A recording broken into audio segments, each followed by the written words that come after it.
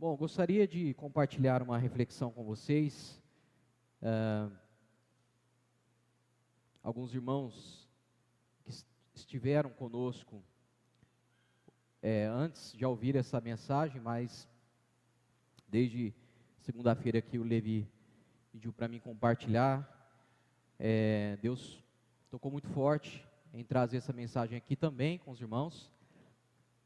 E gostaria de falar com vocês sobre esse assunto, a coragem para matar os ídolos.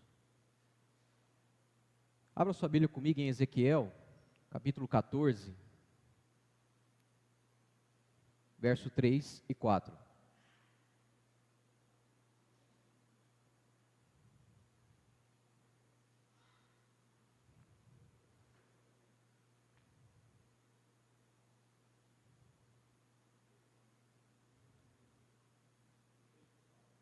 Três e 4. Ezequiel 14, 3 e 4.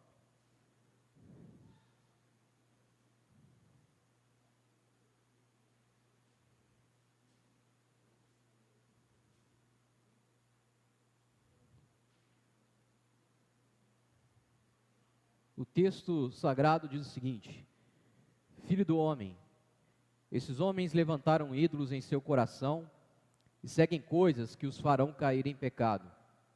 Por que eu ouviria os pedidos deles? Por isso, diga-lhes, assim diz o Senhor soberano: o povo de Israel levanta ídolos em seu coração e cai em pecado, e depois vai consultar um profeta. Portanto, eu, o Senhor, lhes darei o tipo de resposta que sua grande idolatria merece. E aí o texto segue, mas a gente vai ficar só nesses dois versos aqui. O profeta Ezequiel aqui está ouvindo uma resposta de Deus, porque Israel estava passando por um período ali em que estava clamando a Deus. E a resposta de Deus a Israel, através do profeta Ezequiel, era que seria uma resposta dura. E essa resposta dura era devido ao fato de que Israel havia levantado alguns ídolos em seu coração. E o que me chama a atenção nesse texto é o fato de Deus falar de ídolos no coração. Porque nós estamos acostumados a, quando tratamos sobre ídolos, pensarmos em esculturas, pensarmos em coisas visíveis e não invisíveis. E o ídolo mais difícil de nós identificarmos é esse que às vezes está oculto em nosso coração. Porque o texto sagrado também vai dizer que o nosso coração, ele é desesperadamente corrupto e enganoso. Então, em muitas ocasiões, nós podemos estar nutrindo ídolos em nosso coração, sem ao menos percebermos dessa gravidade da nossa idolatria. João Calvino, um dos pais da igreja, ele diz que o nosso coração é uma fábrica de ídolos. E se a gente fosse esperto o suficiente, nós estaríamos em constante reavaliação do nosso próprio coração, pedindo a Deus para que Ele sondasse de fato o nosso coração e nos revelasse, trazesse luz para nós de quais ídolos que nós temos levantado, para que rapidamente a gente pudesse se arrepender e rapidamente pudéssemos ir para Deus a fim de receber a sua graça, seu perdão e até mesmo a sua resposta para muitas nossas orações que, em alguns casos, não são respondidas. Porque se tem algo que de fato nós somos bons na vida, é em construir altares e erguermos ídolos em nosso coração. Provérbios, o sábio Salomão vai dizer que sobre tudo que nós devemos guardar, nós temos que guardar o nosso coração, porque dele procedem as fontes da vida.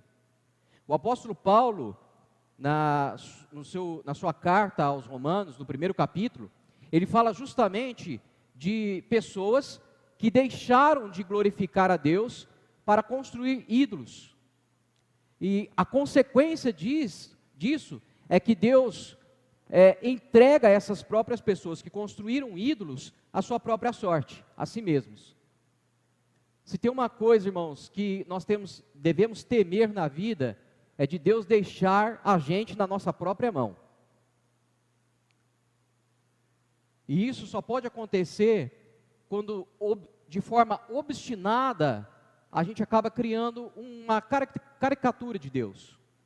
Um Deus que não é o Deus da Escritura. Quando a gente constrói ídolos. Thomas Merton, um filósofo, ele diz que Deus nos criou a sua imagem e semelhança e a gente retribuiu o favor, criando um Deus à nossa imagem e à nossa semelhança. Jesus, no capítulo 15 de Mateus, ele fala justamente sobre o coração, afirmando que é do coração que surge todo tipo de comportamento contrário à identidade de um filho de Deus. Assassinatos, adultérios, roubos, mentiras, é de lá, do coração. Então, para se ter a coragem para destruir ídolos, é necessário que ao mesmo tempo, nós como filhos de Deus, tenhamos a coragem também para uma segunda conversão. E talvez esse termo seja estranho para você, mas é um termo que eu pego emprestado do autor Brennan Manning, no seu livro, O Evangelho Maltrapilho. Ele tem um capítulo que trata justamente dessa segunda conversão, tratando de uma segunda jornada com Deus. E embora a ênfase de Manning ele seja o amor incondicional de Deus, a gente pode pegar esse termo e aplicar para qualquer circunstância da vida cristã. E é o que eu quero propor aqui hoje, para meditarmos, para refletirmos, para fazermos perguntas profundas, principalmente para quem já tem uma jornada bem longa aí na vida cristã, de longa data, assim como eu. Então hoje a gente precisa parar um pouco e pensar.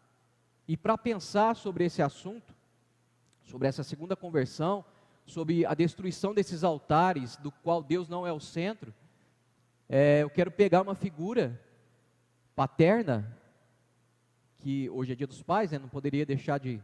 Levi até falou, prega sobre os pais, eu vou pregar. Vou falar sobre Abraão, pai da fé.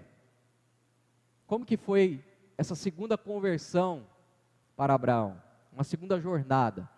Então, um texto para a gente refletir sobre Abraão, está lá em Gênesis capítulo 12, se você pode abrir comigo lá, para a gente ler também.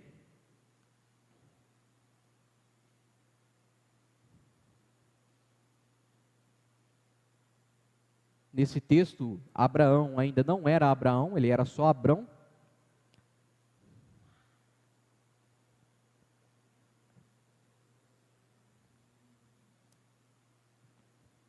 A partir do verso 1.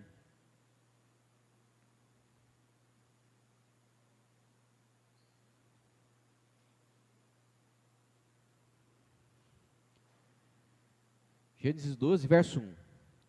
Sagrado texto diz o seguinte: o Senhor tinha dito a Abrão: deixe sua terra natal, seus parentes e a família de seu pai, e vá à terra que eu lhe mostrarei.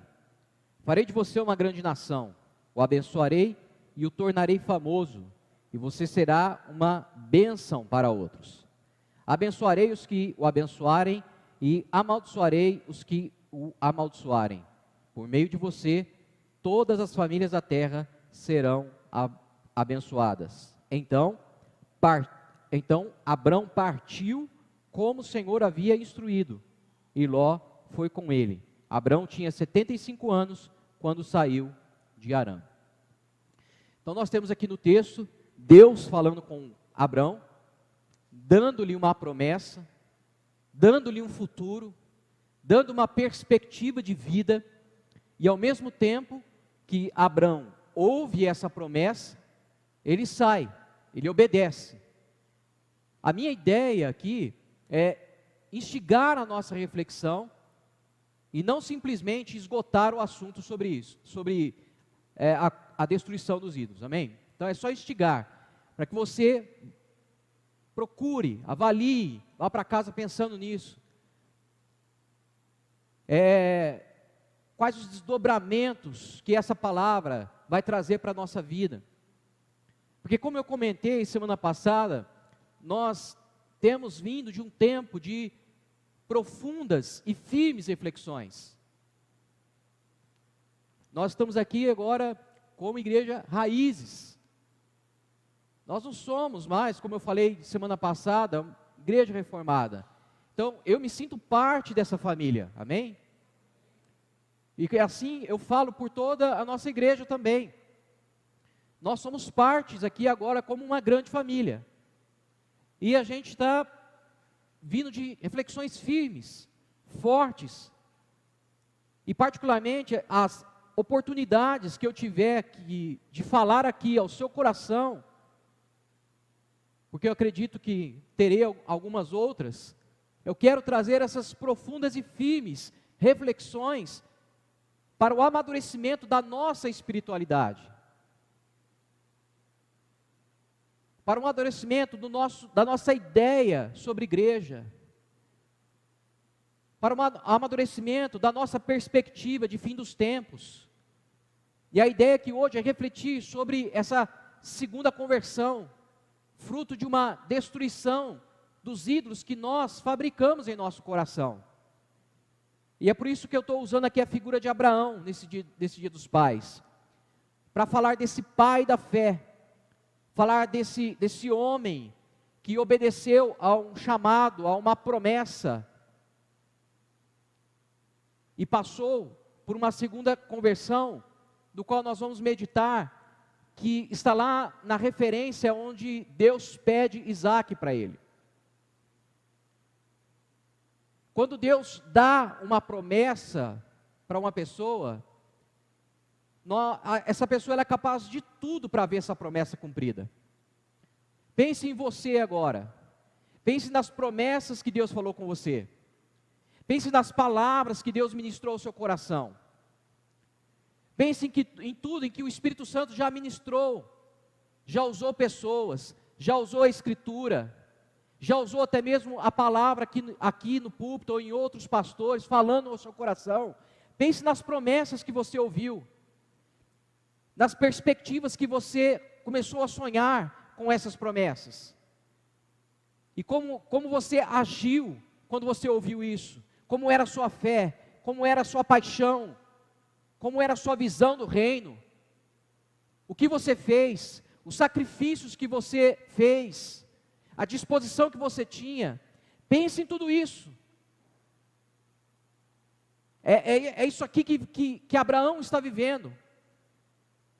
Abraão vivia numa terra de forma cultural, cheia de idolatria. E aí Deus dá uma promessa, ele não tem filha, sua mulher é estéril. Ele não tem filho e Deus fala, eu vou te fazer pai. Através de você, muitas famílias vão ser abençoadas. É através de você que eu vou abençoar o mundo. Mas você tem que fazer um sacrifício. O primeiro deles, sai da sua terra, Abraão. Deixa os seus parentes. Deixa a sua segurança.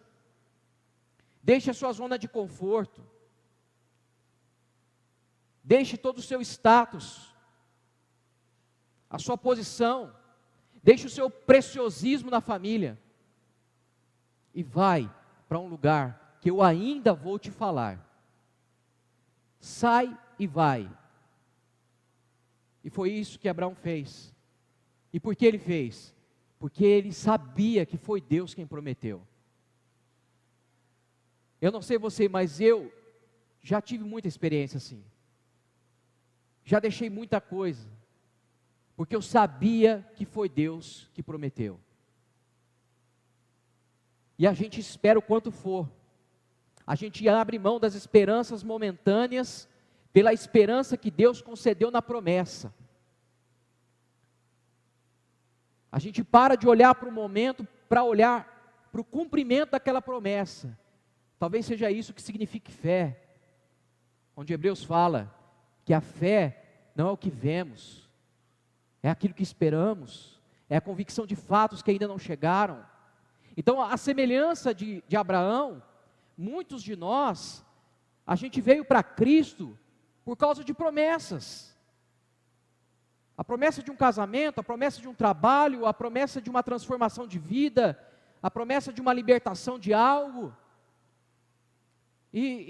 Até hoje mesmo há muita discussão para tentar saber se essas conversões são genuínas ou não. Mas esse não é o nosso ponto hoje. A gente vê algumas pessoas fazendo loucuras por causa das promessas que ouvem. E olha que a gente às vezes tem alguma dúvida se foi Deus mesmo quem falou. Porque no caso de Abraão, o próprio Deus falou com ele. Alguém já ouviu a voz audível de Deus aqui? Eu ainda não. Mas nós temos percepções, nós lemos nas Escrituras. O Espírito Santo fala conosco dentro do nosso coração. E a gente faz loucura para ver aquela promessa que Deus falou no nosso coração se cumprindo. Mas no caso de Abraão, foi o próprio Deus quem prometeu. Nos dias de hoje, a gente não pode ter tanta certeza que as promessas que têm sido proclamadas são de fato as palavras proferidas da boca de Deus. Mas a gente também não vai entrar no mérito disso. E a Abraão foi pedido para abrir mão de tudo, e assim ele o fez. O texto de Hebreus capítulo 11, verso 8, diz que pela fé, Abraão obedeceu, quando foi chamado para ir a outra terra, que ele receberia como herança, e partiu sem saber para onde ia. A mesma coisa que Deus falar conosco hoje, vai para um lugar que eu vou te abençoar. Para onde, Deus? Não sei, pega a Anhanguera lá e vai. Então a primeira pergunta, profunda, para nós refletirmos hoje. Abraão largou tudo por Deus ou pela promessa? Precisa responder. Eu e você, largamos tudo. Estamos diante de Deus, por causa de Deus ou por causa de uma promessa? A gente cultua, a gente está tentando edificar uma igreja, por causa de Deus ou por causa de uma promessa? Uma pergunta profunda. Reflita. A segunda pergunta: nós estamos esperando e estamos sacrificando por causa de Deus ou por causa da promessa que Ele fez? As pessoas têm vindo a Cristo, têm se vinculado a uma igreja, por causa dele mesmo ou das promessas? Por causa de cargos, de posições, de benefícios que se pode ganhar com Deus? A gente permanece por causa de quê? A gente é igreja por causa do quê? Essa é uma pergunta profunda. Quando eu fui vir para cá, uma das perguntas que me fizeram foi essa. Pastor, você está vindo para cá por causa de quê? O que você vai ganhar com isso?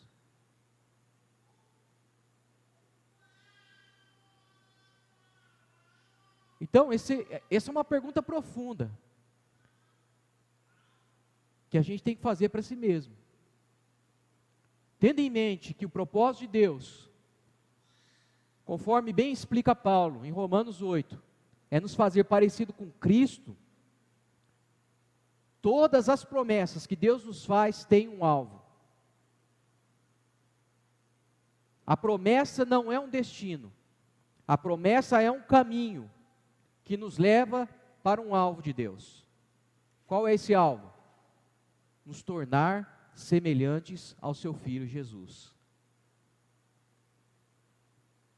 Nós vemos que Deus, ao prometer para Abraão essas promessas aqui em Gênesis 12, Ele faz uma depuração, Ele faz uma santificação no coração de Abraão, através dos anos. São cerca de 25 anos que se passam entre a promessa da paternidade e o cumprimento da paternidade. 25 anos. E nesses 25 anos, Abraão tenta dar uma ajudinha para Deus. pega a concubina lá e vai ter um filho. Ah, Deus está demorando demais. Não é assim que a gente faz de vez em quando? Deus está demorando demais, deixa eu dar uma força para Deus. Só que o que Abraão não percebe é que Deus está depurando, santificando o coração dele.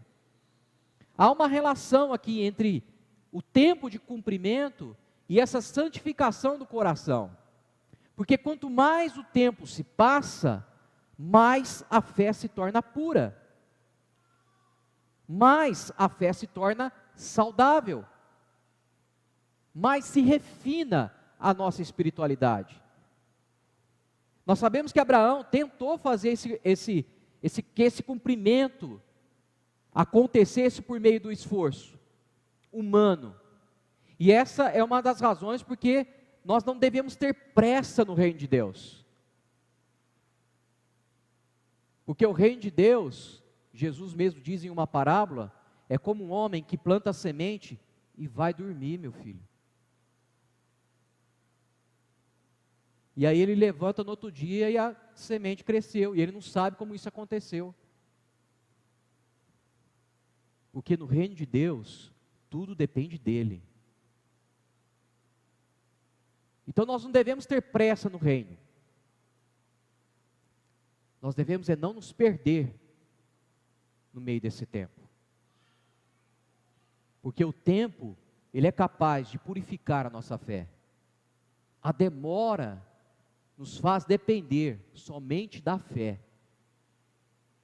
Parece que para mim, esse ciclo de depuração que Deus faz com Abraão, ele finaliza em Gênesis 22. Vá comigo lá para esse texto.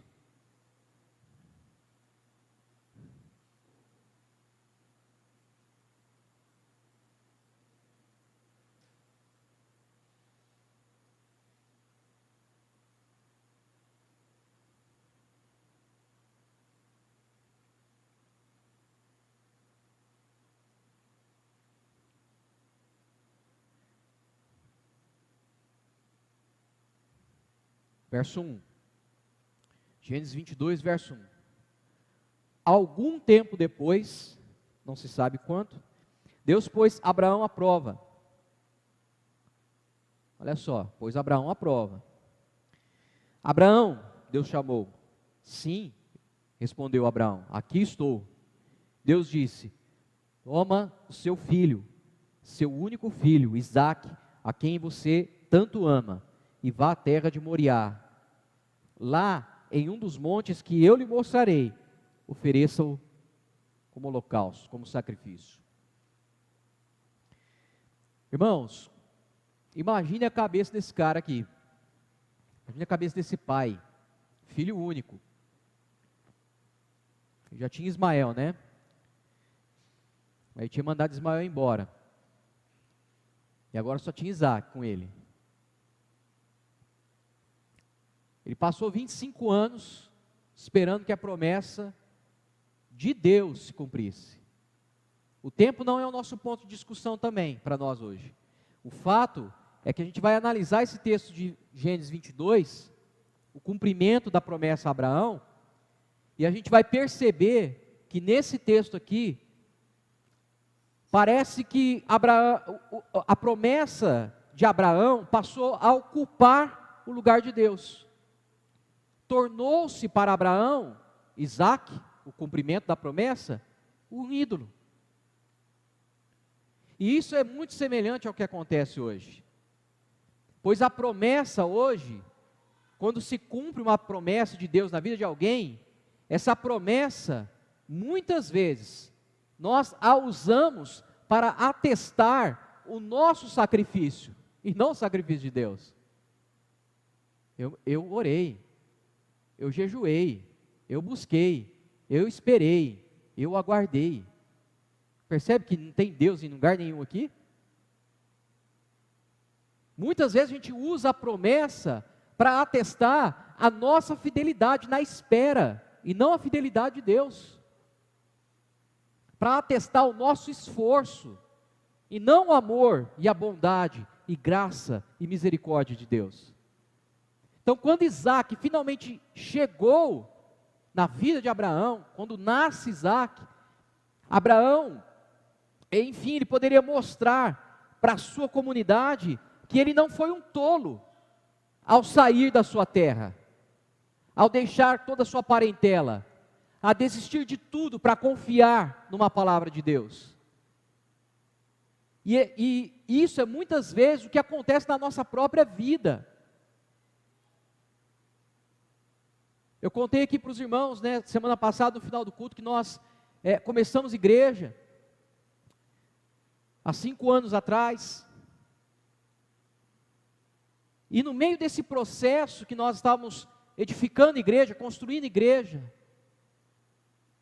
havia muitas motivações corretas em nós. Mas houve um período ali, uns 2 anos mais ou menos, em que eu precisava, junto com os irmãos que estavam comigo, reavaliarmos as nossas motivações.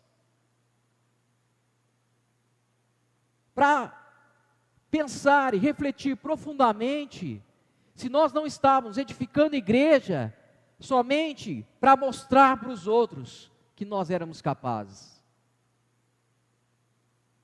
Que nós não fomos um tolo ao sair de uma instituição que era somente um CNPJ. Então, tudo que eu estou falando aqui com vocês, nós passamos também por esse processo. Em última análise, para quem realmente Abraão entregou o seu coração?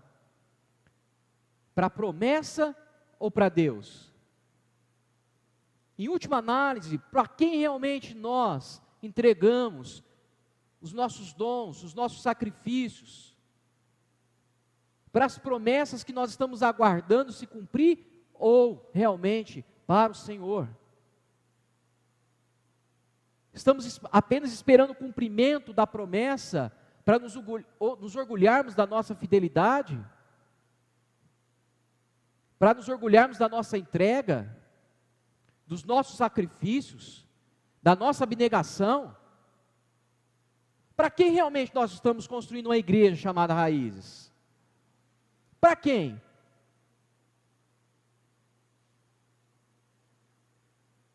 Qual é a razão? Seja sincero. Os testemunhos que a gente vê hoje glorificam mais a quem? A honra está sendo dada para quem?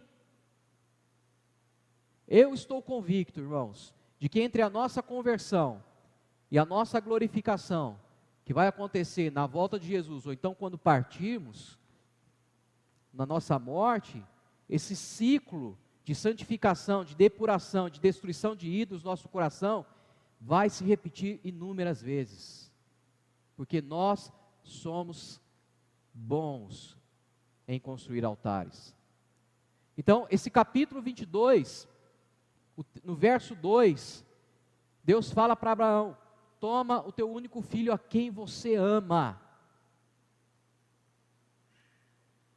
A impressão quando eu faço a leitura desse texto, a impressão que dá é que Abraão ainda não amava Deus sobre todas as coisas, conforme o primeiro mandamento.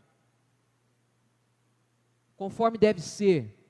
Abraão ainda nutria um certo tipo de amor, em primeiro lugar, à promessa. E a paixão de Abraão se tornou a sua adoração. Aquele desejo de ser pai, porque na cultura judaica a paternidade, ela tem muita relevância, se tornou objeto da sua adoração. Isaac era tudo para Abraão, o centro da vida de Abraão. E talvez Abraão tenha saído, na melhor das hipóteses, tenha saído da sua terra, confiando de fato e amando a Deus em primeiro lugar. Mas talvez durante esses 25 anos, o processo talvez tenha conturbado a sua mente e o centro da vida de Abraão mudou. Porque o centro da sua existência agora não era mais Deus, era Isaac. Olha, veja bem, não estou dizendo que nós não podemos amar um filho, que nós não podemos amar um dom, uma vocação, algo que nós fazemos, uma carreira, um cônjuge. Não estou dizendo isso. O que eu estou dizendo é que nós não podemos colocar sobre todas essas outras coisas, todas as nossas esperanças de redenção, significado e relevância. Se eu não tiver isso aqui, minha vida acabou. E a gente é perito em fazer isso. Nós somos bons em fazer isso. A nossa identidade não está no cumprimento de uma promessa. A nossa identidade está em Cristo. A nossa redenção não está no cumprimento de uma promessa. A nossa relevância, o nosso significado não está no cumprimento de uma promessa. Está no Senhor. A promessa para Abraão tornou-se um falso Deus, tornou-se um ídolo. E eu temo que em nossos dias nós não temos vivido algo diferente do que viveu Abraão nessa experiência. Há muita gente dentro das nossas instituições vivendo por um falso Deus, uma caricatura de Cristo. E o que nós temos visto nesses últimos tempos, principalmente nessa pandemia, no início da pandemia, eu falava isso lá para os irmãos, é Deus chamando a sua igreja, a sua noiva, de volta para si. Voltar para Ele e entregar os seus ídolos. Sacrificar os seus falsos deuses, suas promessas. Promessas que se tornaram deuses no altar do sacrifício. E uma das características que nos dá o senso de nós sermos humanos é que nós não temos controle sobre as circunstâncias. Me diga nessa noite sobre o que ou quem você tem colocado a sua esperança de redenção, significado e relevância. É casamento, é filho, é neto, é carreira, é ministério, é carga, é posição, é modelo de igreja? Sobre o que? Saiba de uma coisa, meus irmãos, minhas irmãs. Entregar o ídolo não é a mesma coisa que matar. Quando Deus está pedindo Isaac para Abraão, não está pedindo para Abraão matar Isaac. Deus não pediu que Abraão entrasse na tenda e matasse Isaac. Deus pediu que oferecesse ele em sacrifício. E essa jornada de entregar o nosso ídolo em sacrifício, ela não é enfrentada com um pensamento positivo, com coaching espiritual. Eu vou conseguir, eu vou conseguir, eu vou conseguir. Eu consigo, eu posso. Né, Levi? Não, meus irmãos. Essa escolha, essa decisão de entregar os nossos deuses, os nossos falsos deuses, as nossas promessas, até mesmo as promessas que Deus nos fez em sacrifício, ela é enfrentada cheia de dúvidas, cheia de temores, cheia de medos. Mas ao mesmo tempo, confiando que Deus fará a promessa ser cumprida, mesmo que eu precise entregá-la no sacrifício. Jó, no capítulo 23, verso 10, ele vai dizer: no entanto, ele sabe onde eu vou, e quando ele me provar, eu sairei puro como ouro. Ao completar a jornada, quando nós decidimos ter a mesma postura de Abraão, o nosso coração é purificado, ele é santificado. Pedro, em sua primeira carta, no capítulo 3, ele diz que nós devemos santificar a Cristo em nosso coração. E aqui nesse episódio, nós temos a mesma jornada na vida de Abraão. O verso 12, do capítulo 22, conclui essa purificação. Porque veja só o que diz. O verso 12 já é o finalmente. Abraão já preparou o altar, já colocou o menino lá, e já estava disposto a sacrificá-lo, erguendo o cutelo.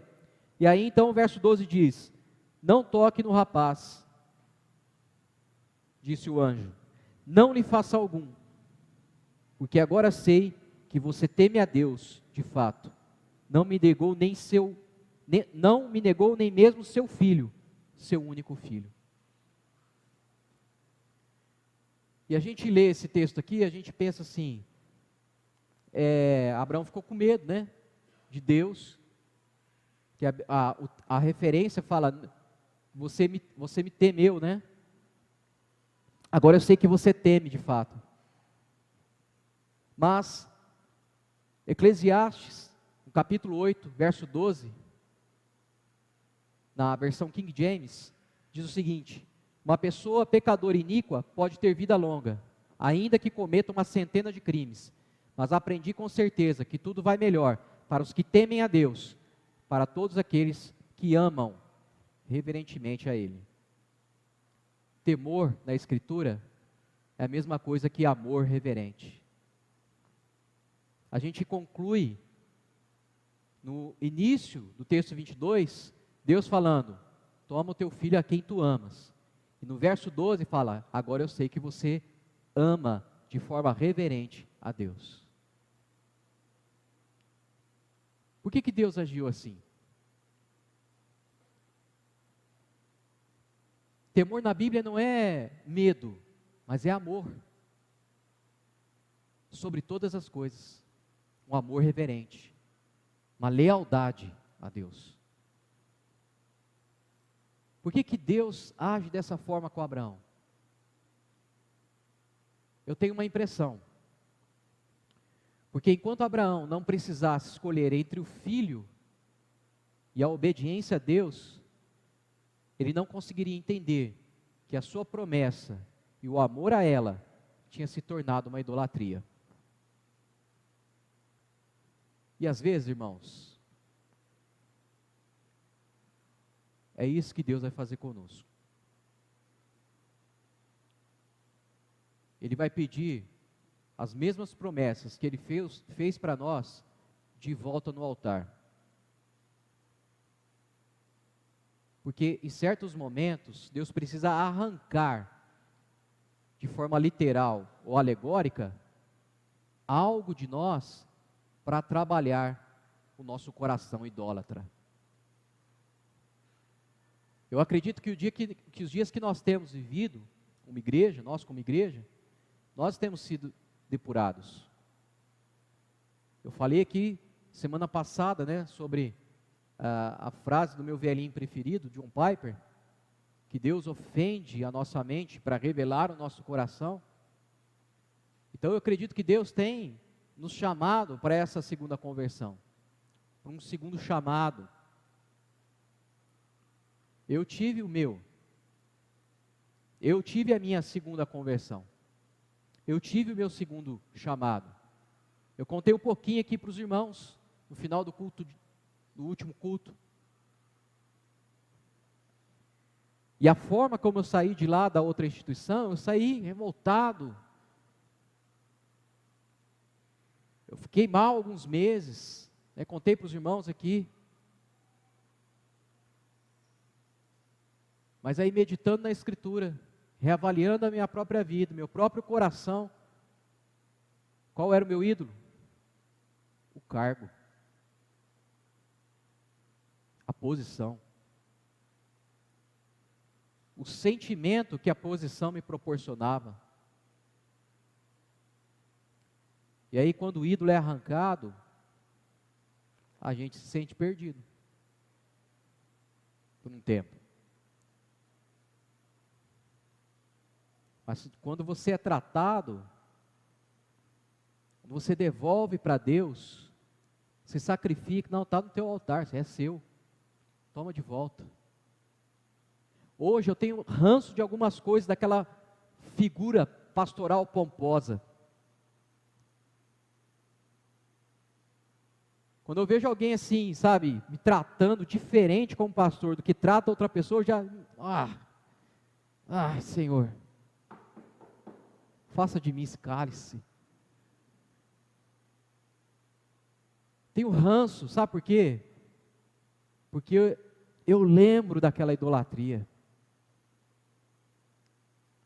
E de como aquilo foi ruim. De como aquilo me contaminou. De como aquilo ocupou o lugar de Deus. E aí eu fujo completamente disso. E eu tenho outras áreas na minha vida que eu fujo também.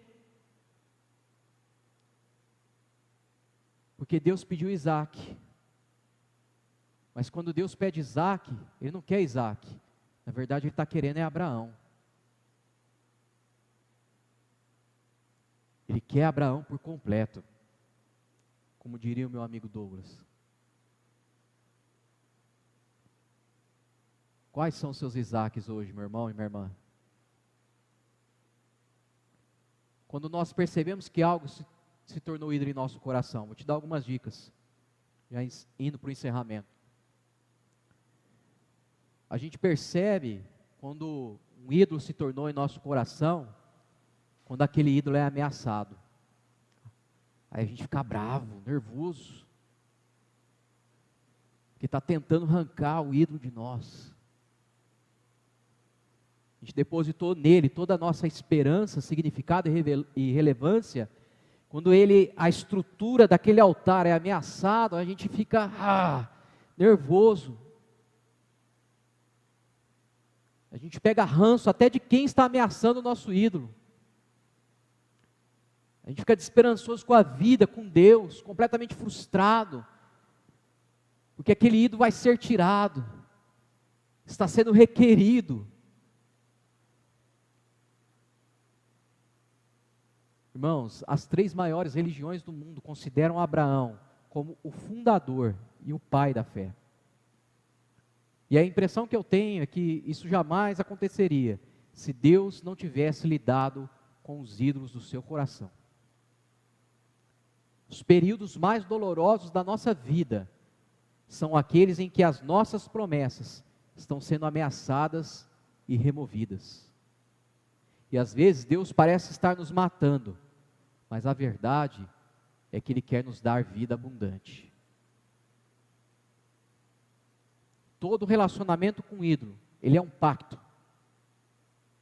E nesse pacto, ele tem bênçãos e ele tem maldições.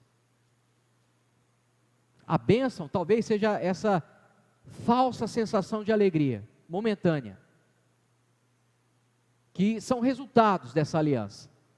E quem cumpre essa aliança, continua idolatrando, adorando, prestando culto a esse ídolo, recebe essas bênçãos. Mas e na hora que esse ídolo é quebrado, esse altar é quebrado, recebe a maldição. E a maldição de um falso Deus é que haverá culpa, sentimento de fracasso e frustração. Quando nós fazemos qualquer outra coisa que não seja Deus como nosso Senhor, o nosso ídolo, e esse ídolo cai, o sentimento de culpa, fracasso e de inutilidade vem como uma onda sobre nós. Você já se sentiu assim? É assim que muitos pais se sentem? Onde foi que eu errei? É assim que muitos casamentos, cônjuges se sentem? É assim que muitas igrejas se sentem. Perdemos mais um. Onde foi que nós erramos?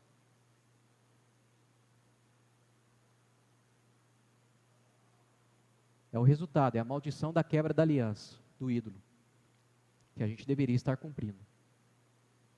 E esse sentimento, ele só é desfeito quando a gente troca o nosso ídolo pelo Deus verdadeiro, que é o centro da nossa vida e da nossa existência.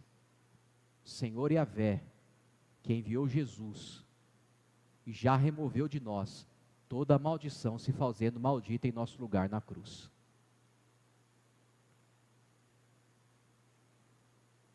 Quero encerrar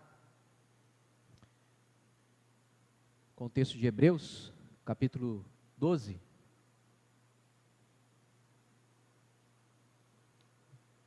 Se os irmãos do louvor quiserem subir aqui já.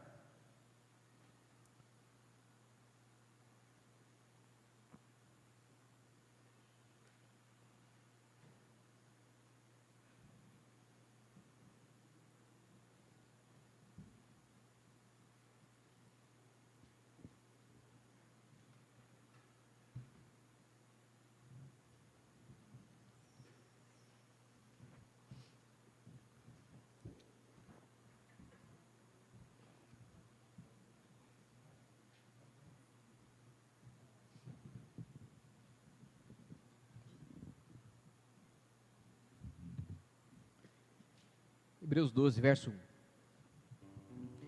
Portanto, uma vez que estamos rodeados de uma grande multidão de testemunhas, livremo-nos de todo o peso que nos torna vagarosos e do pecado que nos atrapalha, e corramos com perseverança a corrida que nos foi posta diante de nós. Mantenhamos o olhar firme em Jesus, o líder e aperfeiçoador de nossa fé. Por causa da alegria que o esperava, ele suportou a cruz, sem se importar com a vergonha. Agora ele está sentado no lugar de honra à direita do trono de Deus. Pensem em toda a hostilidade que ele suportou dos pecadores. Desse modo vocês não ficarão cansados e nem desanimados. Afinal, ainda não chegaram a arriscar a vida na luta contra o pecado. Acaso vocês se esqueceram das palavras de ânimo que Deus lhes dirigiu como filhos dele? Ele disse: meu filho, não despreze a disciplina do Senhor, nem desanime quando ele o corrigir, pois o Senhor disciplina quem ele ama e castiga todo aquele que aceita como filho. Enquanto suportam a disciplina de Deus, lembre-se de que ele os trata como filhos. Quem já ouviu falar de um filho que nunca foi disciplinado pelo pai? Se Deus não os disciplina como faz com todos os seus filhos, significa que vocês não são filhos de verdade, mas ilegítimos. Amém? Deus corrige o filho que ama. Se não há correção, é porque somos bastardos, para não dizer que não somos filhos. Não tem como saber todas as razões pelas quais o nosso Pai nos permite que coisas ruins aconteçam em nossa vida. Não tem como saber todas as razões pelas quais Deus não faz com que a promessa que Ele mesmo fez se cumpra amanhã. Não tem como saber. Mas o texto aqui diz que nós devemos imitar a Jesus, olhar para Jesus. E nessa imitação, e nessa jornada, nessa corrida que o autor fala, nós devemos estar atentos à disciplina que o Senhor nos faz. Assim como no Getsemane, no tempo mais sombrio que Jesus passou, nós também podemos confiar nele em tempos difíceis, sabendo que os tempos difíceis podem ser os momentos em que Deus está destruindo os ídolos do nosso coração e nos levando, de fato, para que Ele, e tão somente Ele, mais nada, seja o único, seja o alvo do amor reverente, acima de todas as coisas. O que separa um cristão raso de um cristão profundo é que o profundo entende que todas as coisas cooperam para formar a imagem do Cristo nele. E por isso que ele sofre, mas sem perder a alegria, em qualquer circunstância, como o próprio apóstolo Paulo menciona em Filipenses 4:13. Nós cantamos aqui, né, uma canção, né? Consagração. Que tal fazer isso novamente? Que tal consagrar todas as promessas que Deus fez para você, todas as suas ideias, dons, tudo aquilo que você almeja em Deus, devolver para Ele, todos os seus sonhos.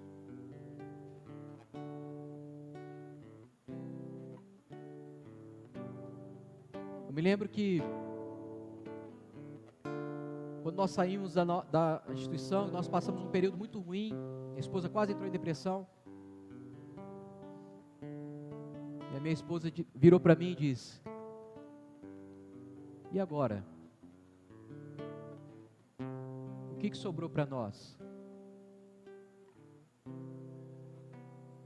E naquele lapso de luz, de revelação do Espírito Santo, que não veio de mim, Valéria, falei, sobrou Deus.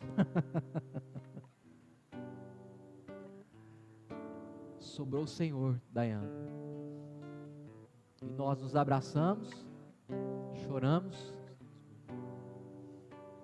e seguimos.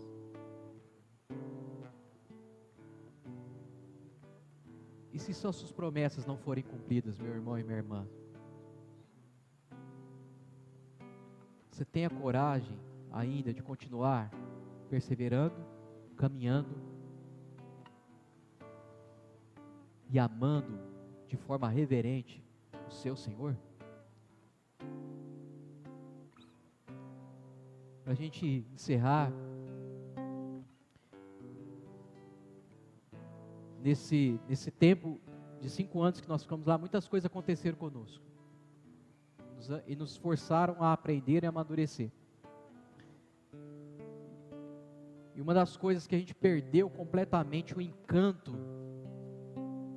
porque a gente veio de um lugar assim, era o anseio, o desejo de uma igreja grande, relevante.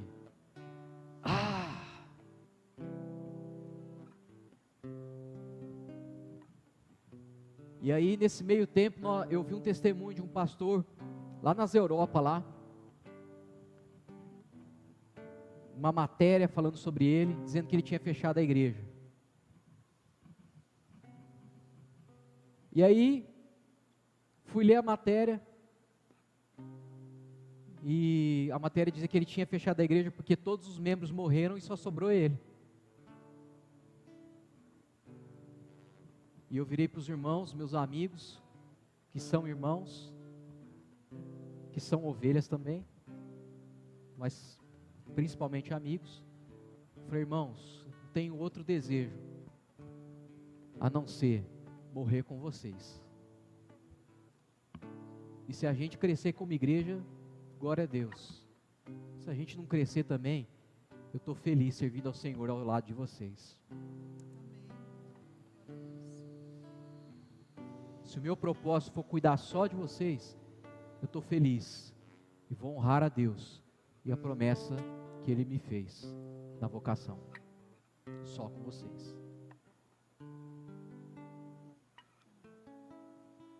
E aí 3 meses atrás o Levi me convida para vir para cá.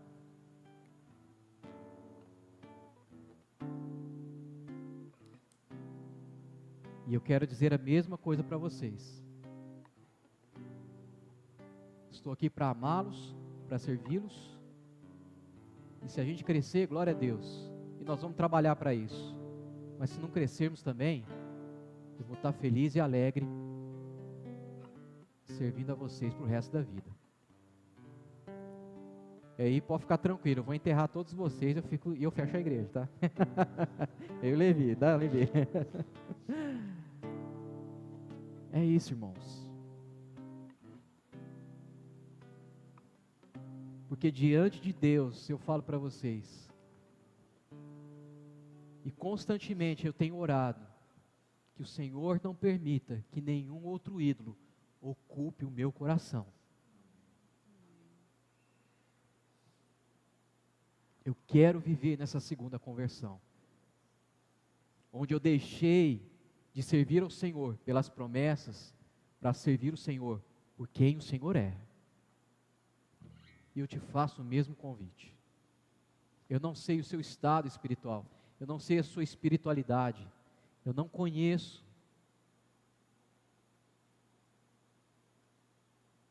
Mas se Deus colocou em meu coração essa palavra, e se uma pessoa aqui já refletir e meditar, e profundamente fazer uma releitura da sua própria espiritualidade, já valeu a mensagem.